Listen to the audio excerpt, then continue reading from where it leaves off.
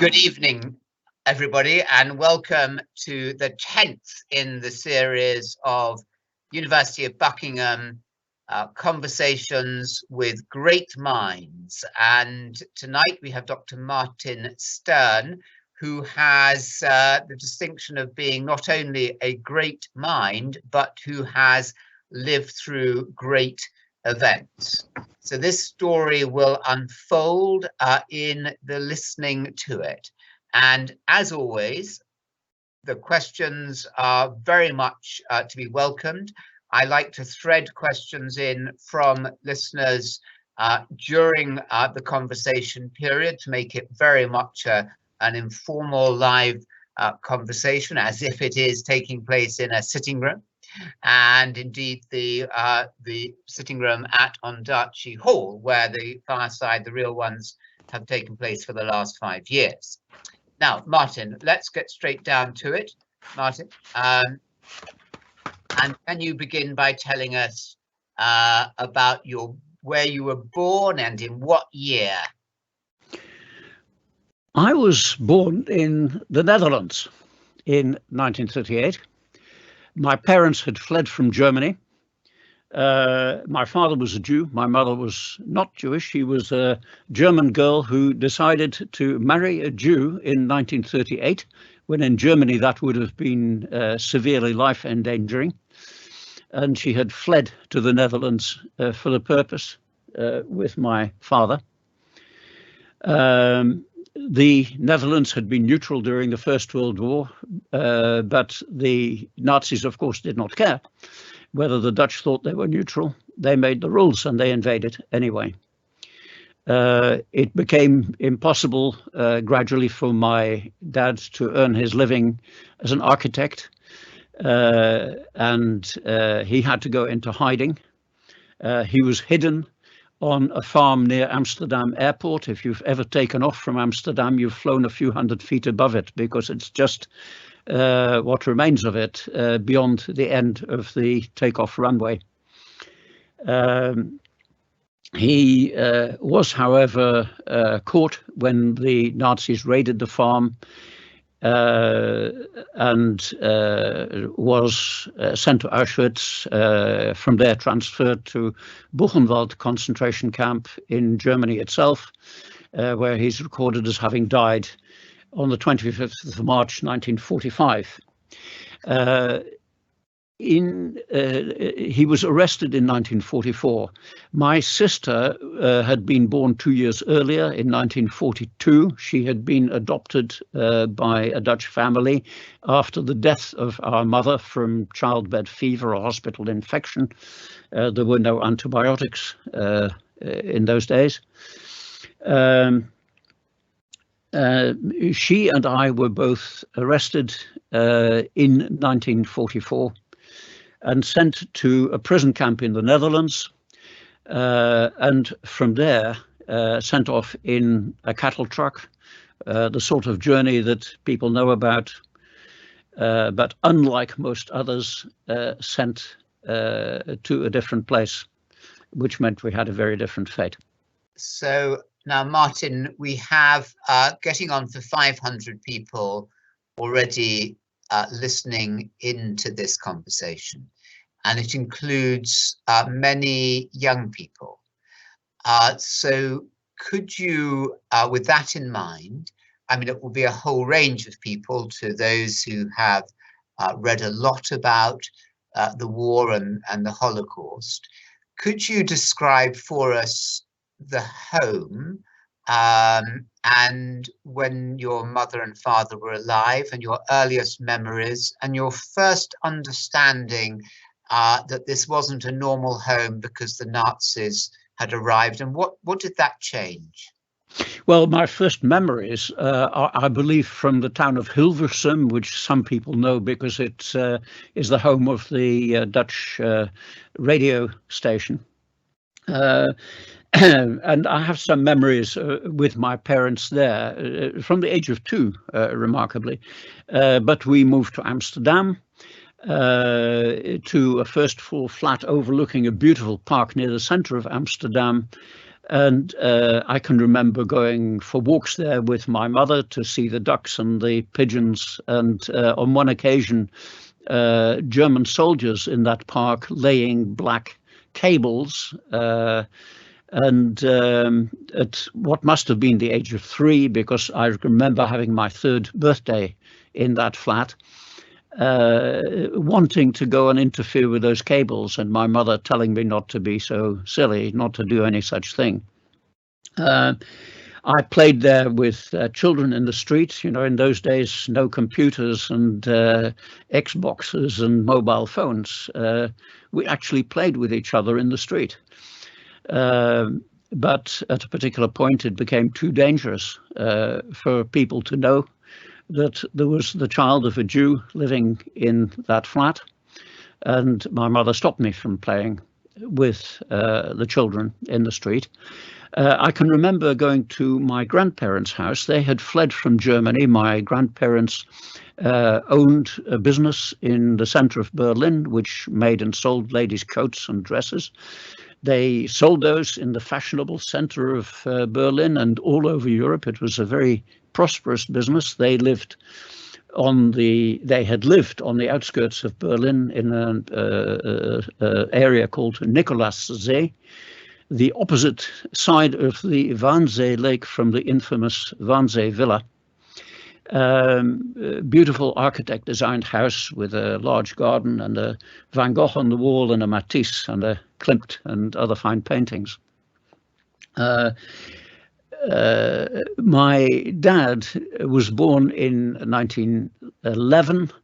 Of course, at the outbreak of the First World War, he was only 3, so too little to have killed anybody, the relative of anybody listening to this. But he had a much older brother who was old enough and who was in the German army in the First World War. And when he came home, one of the first things he would do, I've been told, is take his little kid brother, my dad, into the garden and show him how to dig a trench. Loyal Germans, although a Jewish family. I don't know why I said although. I mean, that was common. They had fled to the Netherlands and lived in a nice house, again, adjoining that park. And I can remember going there and a sort of mini cultural event going on in their home. Did you become aware of the other children who were not Jewish treating you differently? No, absolutely not. They treated me perfectly normally, and there was no question of me being identified as a Jew. There was no reason why they shouldn't have known, but it never cropped up. I was just a kid amongst the other kids. And then when did the impact of the Nazi occupation really begin to tell on you and the family? Well, apart from that incident with the cables, one day my dad came home with a black eye, and my parents told me that he'd been boxing. With hindsight, I don't believe that. I just wonder whether he was beaten up in the street. When it became impossible for my dad to earn his living as an architect, as the net was being tightened around Jews with the introduction of anti-Jewish laws, which already existed in Germany, in Austria, in Czechoslovakia, and in Poland. They already had more than 2,000 laws discriminating against Jews. And, I've got a book of them, 2,000. The reason it's 2,000, I think the guy who wrote it thought he'd better get his book out and not keep looking. I think there were more than that. They could have simply taken boxes of these laws in German across the frontier, translated them into Dutch, not the world's hardest task. But they didn't do that. They introduced the laws one by one by one. And I can go into that in more detail if you want, but that's why it became impossible for my dad to work as an architect. He started making wooden toys in the basement of our block of flats. And when my mum took me down, I wanted to play with these beautiful wooden toys, and they wouldn't let me. And it took them a long time to explain why I shouldn't touch them. Why And was then that? my dad disappeared. And no matter how much I asked, my mum wouldn't tell me where he was. So that's really mainly how it came to my attention. So tell us more about your father's disappearance. Was there a knock at the middle of the night, or what Nope. happened? One day he was just gone. And I could ask my mum till I was blue in the face, but she wouldn't say where he was. In fact, he'd been hidden by a farming family near Schiphol Airport. They almost certainly can identify the farm and the family. It was a family called the Bogaerts, the same surname as Dirk Bogaard, except the authentic Dutch spelling and pronunciation. Devout Protestants who felt it their duty to help Jews, and they hid at any one time up to about 70 Jews on their tiny farm. I've got a book.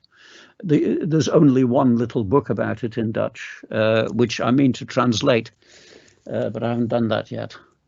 So what year are we here, Martin? And when was Anne Frank's family similarly it decided that it was the time to be squirreled away in that attic? Yes. My sister was born in November 1942. And I was parked with a colleague of my father's and also a friend to be looked after whilst my mum was giving birth. And when my mum died, well, the couple were stuck with me.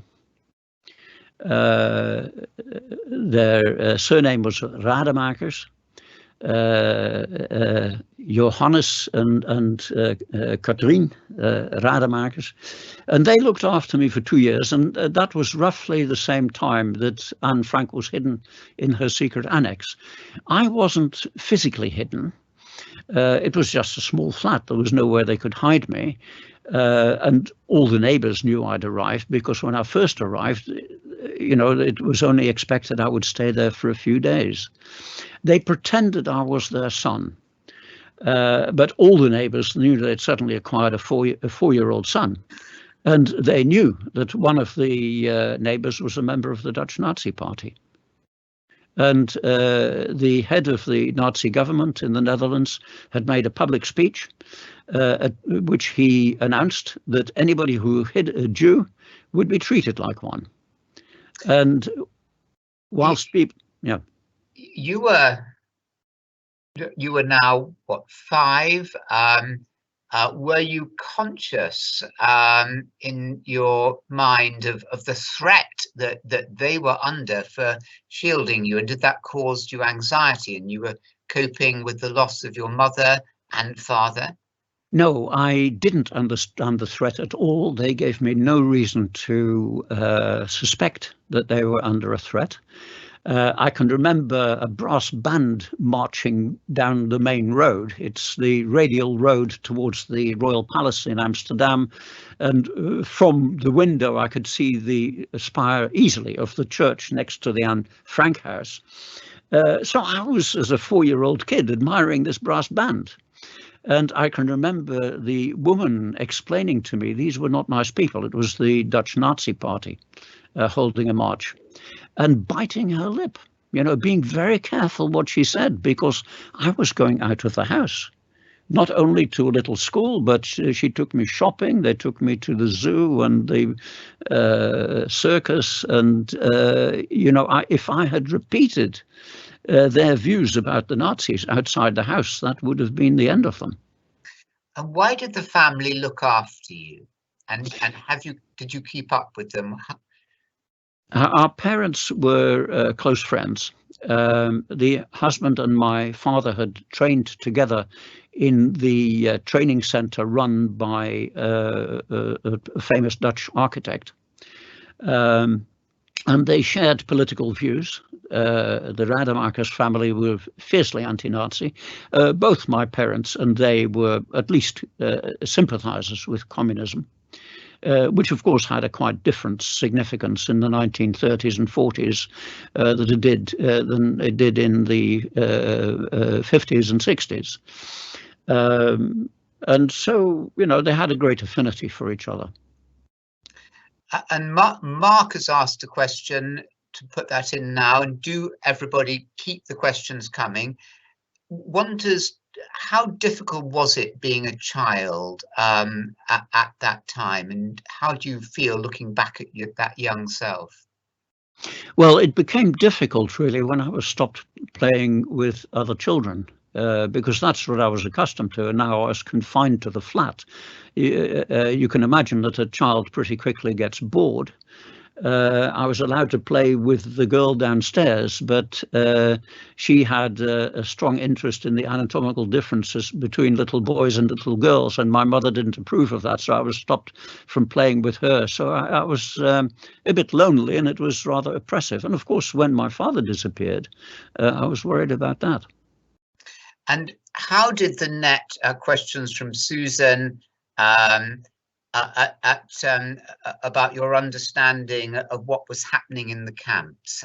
How did that consciousness dawn on you, and when did the net start closing in on you? Throughout the Second World War, the adults around me tried to prevent me from knowing too much. So I had no idea about camps.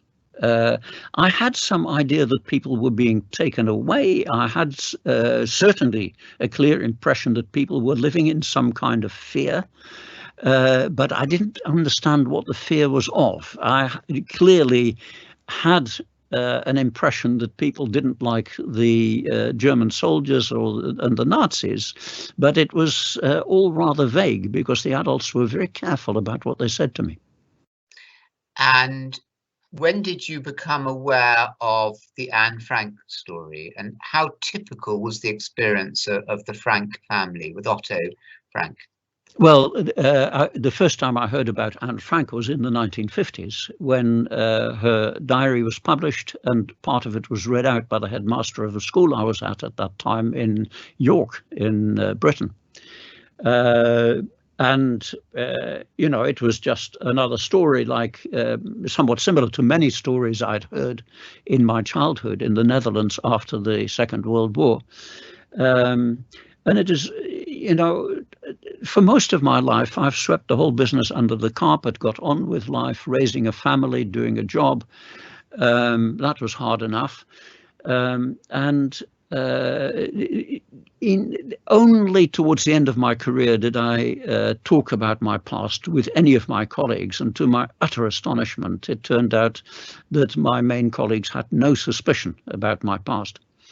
I then, Stephen had an appointment to make a video recording for the foundation of Steven Spielberg, who recorded more than 50,000 testimonies with the prophets of Schindler's List. And between making the appointment and doing the interview, I had a heart attack. So it dawned on me that if I didn't talk, nobody would know. So I started talking about it a bit, and then I retired and was nabbed by the people running the National Holocaust Center, who put me on a stage and told me to tell the story to a group of school kids. That's really when I started talking about it. We'll come on to your later fascinating life. Let's come back to Amsterdam and what happened to you. How were you found out about? I don't know. It seems clear that my father had been arrested. Unlike the vast majority of Jews, I don't want to bolster the myth that Jews did not resist. They did. But a Jew in Poland who didn't cooperate fully with being marched from their house to the town square to be lined up for murder, any sign of resistance, they'd be shot. The ones who resisted and were not alive to tell the tale. My father was hidden on a farm that was part of the Dutch resistance. He ran into a field with a pistol. Sorry, I'm perhaps slightly losing the track of your question. But he shot two of his pursuers. It's an important part of the story because it helps to explain the survival of my sister and myself. I'm sorry, Anthony, I've lost track of the question.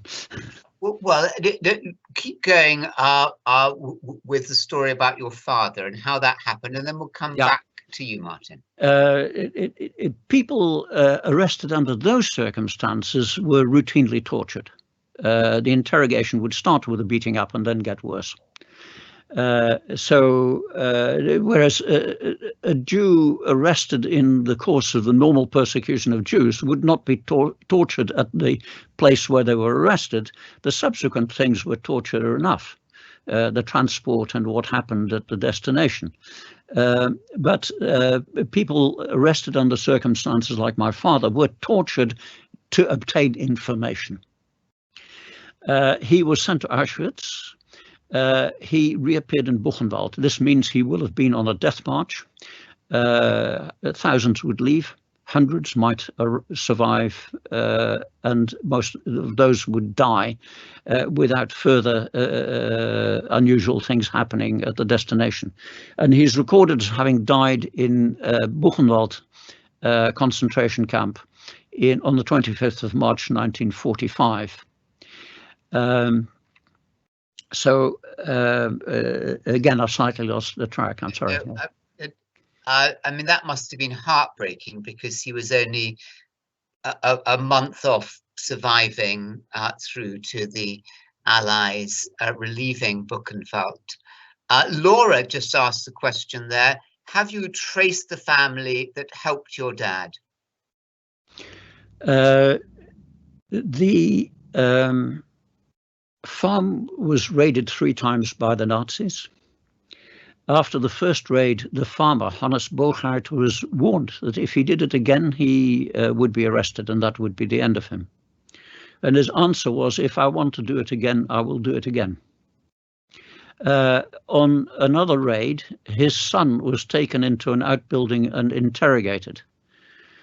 In the course of that, he lost some of his teeth, but he didn't divulge where the Jews were. The third raid, 2 men came to arrest the farmer whilst they were eating. And Bogaert said, sit down, we haven't finished. It was their custom to read from the Bible at the end of a meal. And being devoutly religious and knowing the Bible from cover to cover, he got the Bible from the shelf, opened it at the page that apparently had relevance to these 2 guys waiting to take him away. We don't know what the passage was, but he read it out, closed the Bible and said, now you can take me. And both he and his son died in concentration camps. I only learned this story in quite recent years. I'm not aware that there are surviving members of the family, and I've had some trouble tracking them down. I have met the person who now lives in what remains of the farm. It's now a private house. The farm plot still exists, but it's farmed by somebody else. And there is a local museum, and I've spoken to those people, but I have not met the family. That was Laura's question. Let's come back to you in Amsterdam, aged 5, 6, and how were you taken? You don't know how you were taken, but tell us about the process. Yes, I know exactly. Well, I don't know how I was discovered. I mean, the fact is, I have somewhere here a little card issued by the town hall in Amsterdam showing I was registered as having 2 Jewish grandparents. One of the early anti-Jewish laws were that Jews were compelled to register as Jews, and I was registered under that process. The punishment for not registering was deportation in one of those cattle trucks. And Jews were expected to pay for the privilege.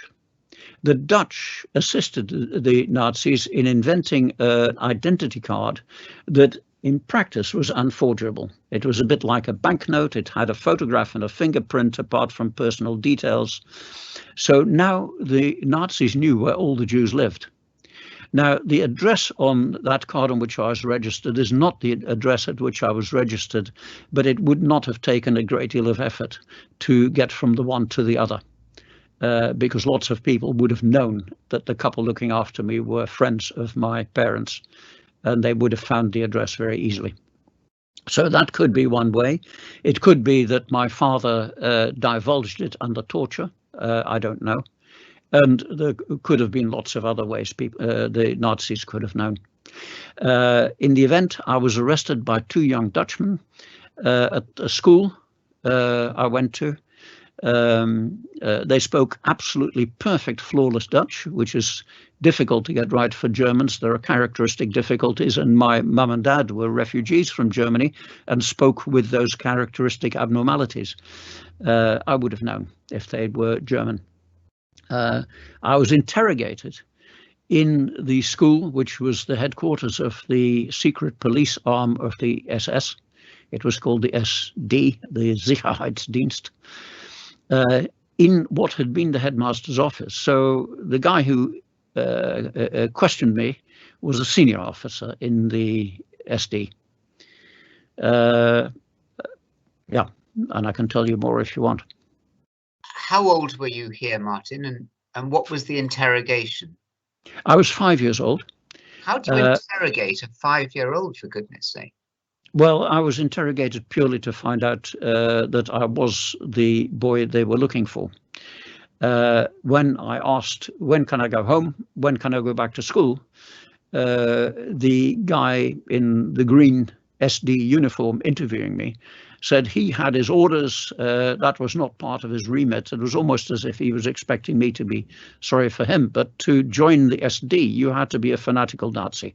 And in training, you were made more of one. And he was a senior officer occupying that office.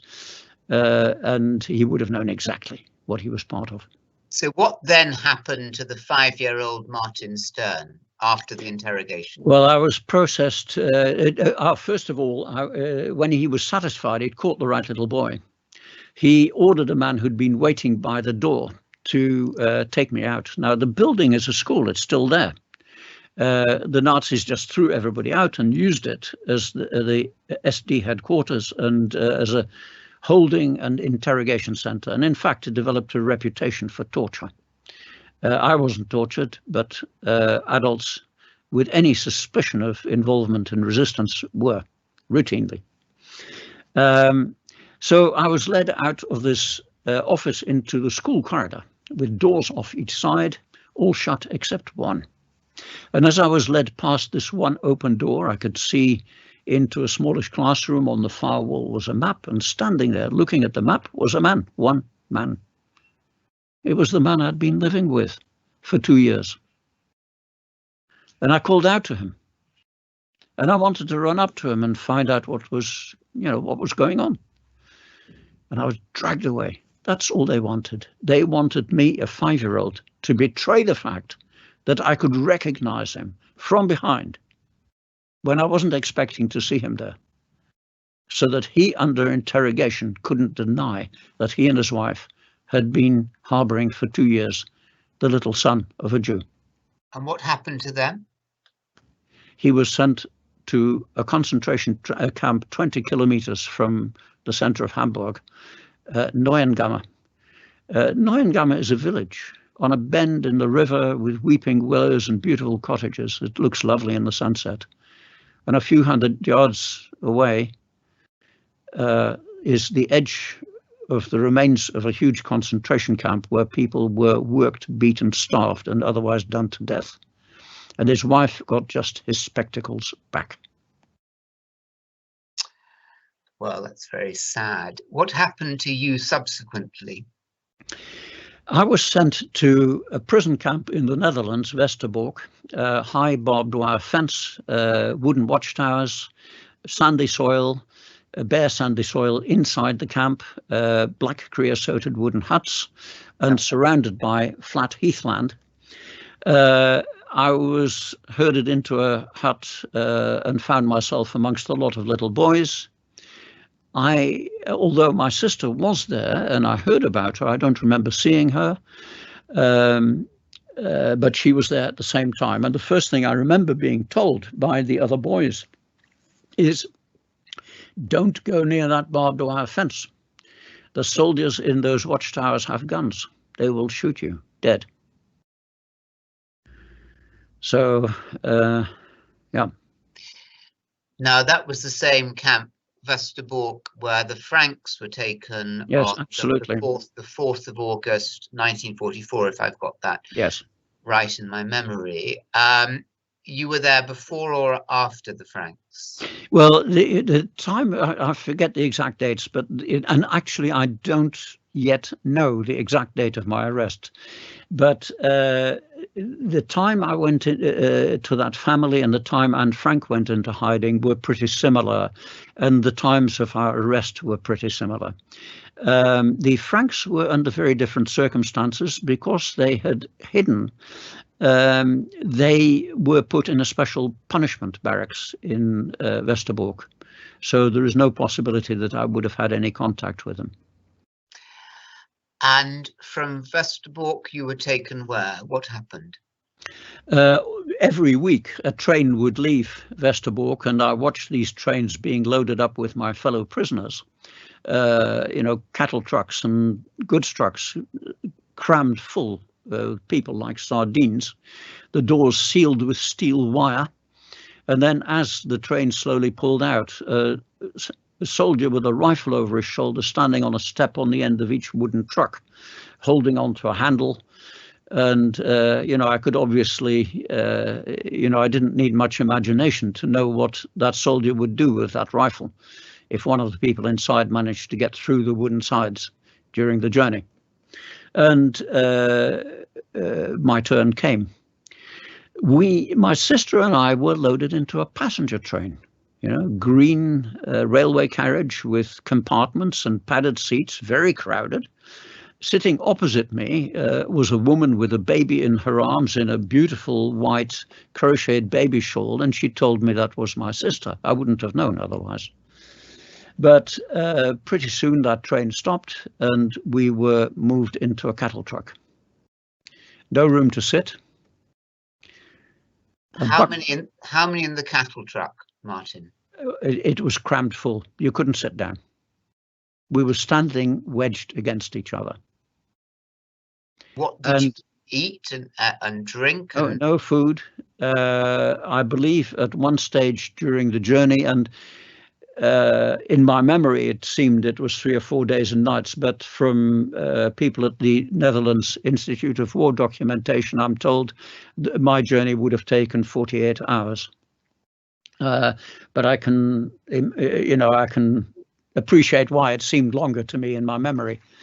At one stage, I think the door was opened and the latrine bucket was probably passed in and out, and I think a mug of water was maybe, an aluminium or enameled mug of water was passed in, and I may have had something to drink. My memory on that point is vague. Towards the end of the journey, I was asking the adults around me why an older man was sleeping with his eyes open, and they didn't explain. Who looked after you on that journey? In the initial passenger train, there was an adult woman who was looking after my sister and by implication looking after me, and I know I was in conversation with her. Not all of that passenger truck train journey were we sitting. Part of it we had to stand. And then in the cattle truck, I don't remember. I mean, the adults around me took some interest in me, and I talked with them occasionally, not much. So the journey finished after 48 hours or however long it was. Yeah. Tell us, Martin, what happened then? Well, the trains leaving Westerbork, and most of them were goods trucks and cattle trucks, they generally had a board hanging on the side stating the destination, and they actually said Auschwitz, Sobibor. Those were the two main destinations. My train, my cattle truck, went to a different destination. It was the same kind of journey, but at different destinations. The Nazis had a cunning plan to bolster their lie that Western European Jews were being resettled for hard labour. They stole a town from the Czechs, Terezín, north of Prague, and they emptied it. It was a walled garrison town, so the walls made it easy to turn into a prison. And the garrison bit meant lots of the buildings were barracks buildings with dormitories for soldiers. And there they housed Jews with connections in the outside world. Professors and artists, musicians, actors, film directors, and people with connections in Britain and the United States. And they allowed some heavily censored correspondence, a postcard, so many words only, censored twice. Firstly in Theresienstadt, the town itself, and again in Berlin by the SS. Any suspicion that a word might be a code word, it went in the bin. So they tried to delude the outside world, but being there meant it took longer to get killed. All the time, all of us were expected to die. Trains were taking approximately 1,000 people at a time to places like Auschwitz to be killed. So the intention was we would all die. So do you have any sense about what month, we're in 1944 now, that you arrived at Terezin? Yes, the 2nd of August, 1944, yes. How come you remember that date? I've been told. There are records of the journey in the Netherlands Institute of War Documentation in Amsterdam, and I've actually held the transport list in my hand, the carbon copy. And tell us about life in Terezin, and was there enough food to eat, and did you have schooling, or were you put to work? Well, on arrival, I was put into a building and found myself amongst a lot of little boys of around my age, pleading for food, being told there wasn't any. Eventually, the inmate who was looking after this bunch of little boys relented and got a boy a bit older than me to make me a tiny bit of porridge. I mean, 2 teaspoonfuls of rolled oats in a little aluminium pan, and from a row of taps he got a trickle of brown water, and on a stove which was lit, unusual for a concentration camp, he made me a little bit of porridge. But I was removed from that place by a Dutch woman I didn't know. She took me to where she slept. It was the shell of a shop, and on the floor sleeping places for women. And at her sleeping place was my baby sister. She'd been somewhere else and picked her out.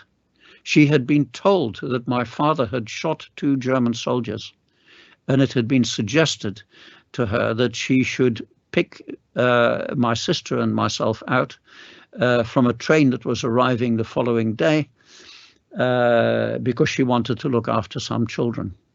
And she looked after us for the rest of our time there. So we were not with the other children. The food was very short. For part of the time I was extremely hungry. I was never a walking skeleton because she worked in the kitchens and stole food for us, at risk to her life obviously, and brought that for us in the women's dormitory in which she kept us. At the same time, people, especially older people, were dying in very substantial numbers from a combination of malnutrition and infection, from the filthy conditions, the horrific overcrowding. The main mode of death was being taken away on a train and killed in an extermination center. And people lived in fear that their name would appear on one of those lists. But we lived in filth and fear. It stank. We had lice and fleas and bed bugs, and it was a horrific place. We have over 700 people now listening to this. Can I ask all those who have questions to ask? I'm filtering them into Martin all the time. Take the story forward. Were you in Terezin, where, by the way, the man who married my wife and I was himself when he was taken away from his own home. He was in Terezin before he went to Auschwitz, called Hugo Grin or Hugo Green. Oh, yes. Were you, Martin, in Terezin when the liberation came? Can you tell us what happened? Yes, yes. I was annoyed because in the morning in the dormitory, the woman who had looked after my sister and I, Mrs. de Jong, was jubilant. She had been out, cheering the Soviet soldiers who came through Theresienstadt. By the time I got out of the dormitory in the morning, they'd gone. Very wise of them, because there was an epidemic of typhus raging in the town, spread by the lice which we had. And typhus can destroy an army. The Soviets were extremely wise to get out of there as fast as they could. But at that time, of course, I didn't understand all that. And I was annoyed that she had not woken me up during the night and got me out of the dormitory to watch this happening. And while this was happening at the same time, Anne Franken, those left of the Frank family who came through Auschwitz, were in Belsen, where she died, I think, of typhus. Typhus, yes. As far as that's known. Tell us about how you felt, and what age were you at this time? Were you 6 or were you 7? Yes, I was 6 years old by this time. At liberation. So what did that feel like, and what did you then do? How were you whisked out because of the danger of typhus? Well, of course, I absorbed the joy of the adults around me. But we had to stay there for some more weeks. I don't know the exact length of time. I mean, first of all, the epidemic of typhus had to be brought under control. I guess nobody wanted to spread that all over Europe. And then there was all the administrative work to be done to check where everybody needed to go to. And transport had to become available. The Soviet army, which had occupied that part of Czechoslovakia, had other things on its mind than spending its time with lousy, literally, stinking, literally, Jews. We were both of those, but it was due to the Nazis and not due to us. And we arrived back in the Netherlands on the 17th of June, after a journey which took several days and nights. So we must have left the place in somewhere near the middle of June. Karen is asking, how as a young child did you how did you start to examine and understand what had happened to you? How much cognitive understanding did you have at the time? It was a very slow process. I mean, first of all, the family, after the war, I was kept by the family that had looked after my sister. We never really talked about my past, not because people didn't want to talk about the war. They talked about it very frequently. But what they wanted to talk about was what happened to them. Now, don't get me wrong. They had not gone to a concentration camp, but it didn't mean they had an easy life. They had lived in very real, very justifiable fear of death, both via arrest, which most of the members of the family were in great danger of. They had to go into hiding towards the end of the war and sleep in a wooden building with icicles hanging above their faces in an unheated building in a very severe winter. And they lived in real fear of starving to death. I mean, people did die in large numbers in the Netherlands in the final year of the war. So I don't want to belittle their experiences, but nobody ever talked about my past or about my sisters, for that matter. And to be honest, I'm still learning now. I mean, this room I'm sitting in is full of books. I mean, the floors are full of books. The bookshelves are overflowing. And every year new research is done about the Holocaust, and we learn new things that are really important and that change our understanding of such events. It's an ongoing process.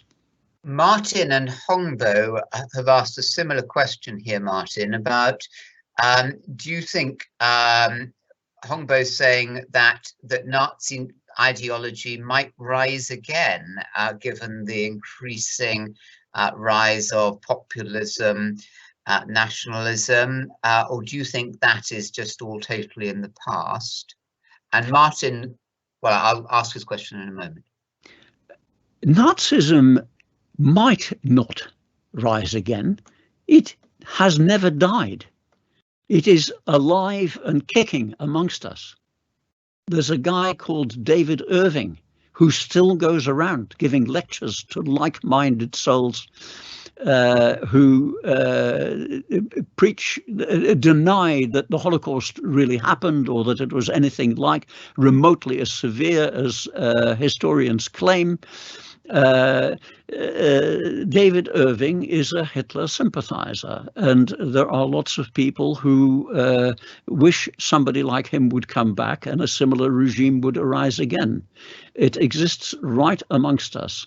Conspiracy theories, crazy theories like Holocaust denial arise because they fit the ideology and beliefs of the people who promulgate them. These people are essentially Nazis. So it's not a danger of something that might happen. It is happening. I'm going to ask a question myself now. As a historian, I try enormously hard, as I think does every historian I know, to get the facts right. What gets into the head of people like Irving? Do they think they're being honest, or do they know that they're manipulating the facts? Anthony, I've been trying to read that up for years, and I still don't know the answer, whether these people really 100% believe what they're saying. I mean, David Irving started out as a trained historian, and it is hard to imagine that he didn't at some stage realize that he was telling lies. On the other hand, if you tell yourself a lie often enough and long enough, maybe you do start to believe it. You know, Holocaust denial is not the only conspiracy theory which surrounds us. There are many others. And a guy called Michael Shermer has written an excellent book analyzing Holocaust denial in the light of evidence that would be acceptable to historians and scientists. Yes, we need to understand the psychological process. The truth is that we are all, by and large, living in a delusion. And the delusion is the one that I identify with the European Enlightenment. The idea that we no longer need to accept authority, we have a mind, we have the ability to practice logic, we have the ability to see things for ourselves, and we ourselves can work out what's right and what's wrong, and what's true and what's false. No psychologist these days would really accept that. There is a thing called cognitive bias, which everybody should understand. You know, most people who drive a car think they're better than average drivers. People questioned in London and asked how nice they were compared to the average person. 98% of the people thought they were nicer than the average person. We live a life of bias. It seems there is a reason for that it has a survival value. There are people who don't have this bias. They are the people who are depressed. People who are depressed have negative thoughts about themselves, and it turns out they are more realistic than people who are not depressed. The point here being about Holocaust denial, that that we create our own worlds? Yes, I mean, the upshot of what I was saying is that a positive bias appears to have survival value. You know, you don't go to your local football team into their changing room and say, "You're all average." Yeah. You don't do that. And similarly with ourselves, we live with a positive bias which helps us to overcome the slings and arrows of outrageous fortune. Yes, what I'm putting forward is the idea that conspiracy theories fulfill this role for deluded people who need the conspiracy theory to believe that they're not nuts, when in fact they are. Peter says, pertinent to that point, what's the best way, Martin, to teach our children about the events of the past? And can I just put in there a question from Maria, which is about forgiveness. Have you forgiven those who inflicted harm on you and your father and the wider family? Well, two quite separate questions. About education, we're still working it out. I mean, teaching kids how to do arithmetic is something, the expertise on which is thousands of years old. It's had time to develop, and the result shows. Education about the Holocaust and genocides really, in practice, more or less dates from the 90s, the 1990s. It's a very new subject. Yesterday, I was at a Zoom conference about how to do Holocaust education. The top people in the University of London and top academic centres are still working it out. It's very important that we do it. Steven Pinker, the American psychology professor, wrote a book called The Better Angels of Our Nature, which is really 3 books in one. The first book presents academic evidence that, contrary to popular belief, the human race has become less lethal to itself, not more, over time. That although total deaths have risen, the world population has skyrocketed exponentially over the last 200 years. But if you look at it as a percentage, then the further you go back, the bigger a proportion of the human race was murdered by the human race. So, contrary to popular belief, percentage-wise, we've got better. There is hope. The middle part of his book is, if that is the case, then what is it about society that produces that result? And he talks about the invention of printing, just as one example that he gives. This suddenly means it's possible for ordinary people to own a book. It becomes worthwhile to teach reading. There is a market for something called the novel. And for the first time in human history, people empathize with a character different from themselves at a different time and a different place, belonging to a different population group. They empathize. This has never happened before. And he presents that as a possible civilizing influence. I mean, somewhere on my bookshelf, I've got this book by Norbert Elias, The Civilizing Process, which is really about a similar process. So, you know, if we had been doing this 2,000 or 3,000 years ago, and I had said to you that one day cannibalism might not be a common custom, you might have laughed at me. You might have thought that was ridiculous. And so I live with hope that we can get rid of mass murder. And Martin, we've only got 5 minutes left, and lots of questions coming in all the time. Do you forgive? So teaching is important, but we don't fully know how to do it yet. Yes, forgiveness.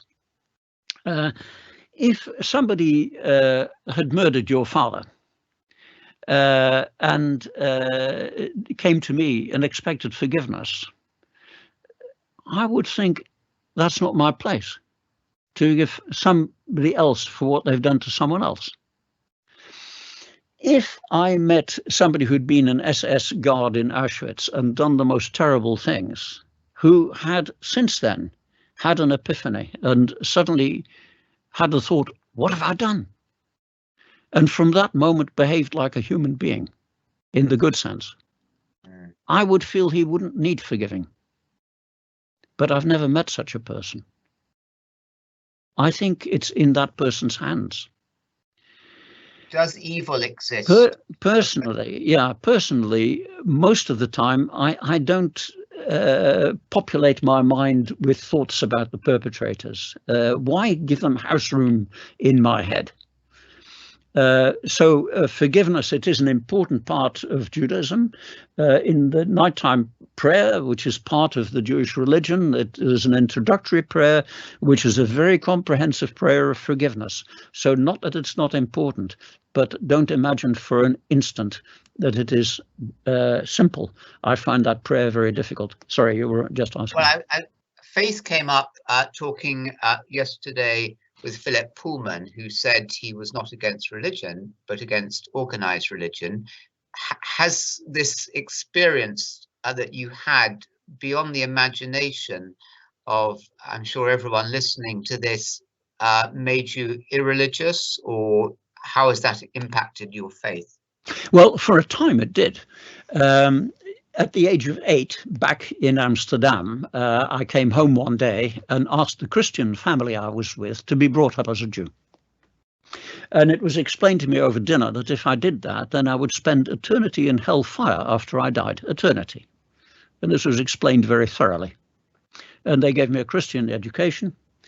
And I sent me to Sunday school, a very good Sunday school as it happens. Still grateful for the teaching I got, which was excellent. And then eventually I came to England to join my Jewish family. Was sent to a Christian school and a boarding school. So out of the Jewish environment. And then at university, talking with Christian friends who couldn't agree about what Christianity was, and I couldn't understand how a beneficent Almighty could allow things like the Holocaust to happen, I abandoned religion to all intents and told people I was an atheist because I got fed up with circular discussions which didn't get anywhere. And then in my 50s, I sheepishly walked up the steps of the synagogue here in Leicester, and I've been going ever since until the COVID crisis, and I still attend the services on Zoom. Now, why did I do a thing like that? Because most of my friends, again, have this belief they're intelligent, they're educated, they can decide for themselves what's right and wrong. Well, I found myself in my 50s surrounded by people who repeatedly got on a moral high horse about moral principles. And I noticed something strange. In each and every instance, it turned out that that moral principle worked out in their favor materially. And I'm not a great believer in human infallibility. I don't believe I'm infallible myself. And I'm a great believer in statistics, and I didn't believe 100% result in anything human was very probable. And that led me to the conclusion that we human beings are not good at making up our own moral rules, particularly as we go along, but even thinking calmly about it. I didn't know as much psychology then as I know now. And knowing that some of that psychology now, how right I was. But I decided to adopt the Jewish religion as my religion, to have a set of principles which I don't make up. They have been around for a few thousand years. They seem to work, and I respect the people who promulgate them. So that's a long story. And just tell everybody here, just summarize what it is that your career has been, and have you had children yourself? Well, in Britain, I had the enormous fortune to be allowed into Manchester Grammar School by Sir Eric James, a wonderful teacher. And that really put me on my feet. And I then went to Brasenose College in Oxford, which was wonderful and really provided the backbone for the intellectual effort I make these days. Even though I'm doing something completely different from the medicine which I studied and practiced. I became a consultant immunologist specializing in asthma and allergic diseases, eventually consultant post in Leicester. I retired in 2002 because at the age of 64, the risks of continuing work in the health service became so great that I decided to retire a year early at the peak of my expertise, rather than take the risk of ending up in court through the hazards that NHS conditions inevitably imposed. And I should mention that your daughter Vivian is in charge of universities' international work, and is a very highly respected colleague amongst all vice chancellors and universities. And I think the privilege of hearing somebody who has lived through the experience 75 years on from the end of the war, now such people are sadly less and less, but an incredible privilege to have heard you, Martin, talking tonight. And from all the over 700 listening, very many thanks. Thanks to all of you who've asked questions. And just a final question, brief one, just to say, if the older Martin Stern was able to offer some encouragement to that frightened young boy of 3, 4, 5, 6, what would you say? The same as I would say to anybody of the many, many people who live under terrible circumstances that make them wonder whether life is worthwhile. Bad things happen. Sometimes they happen in quick succession. Sometimes life is more unjust than you could ever anticipate or even imagine. But just in the same way as bad things happen, good things happen. Just in the same way as there are people who do extremely bad things that turn life into a horror. So when you least expect it, good people appear who do things you have no right to expect, that you do not deserve, but they do them anyway. Hang on, wait for the good things. There are good things as well as bad things in life. Well, thank you, Dr. Martin Stern. Truly a great mind, a great life, well lived. Thank you from all of us, and farewell. Thank you. Thank you.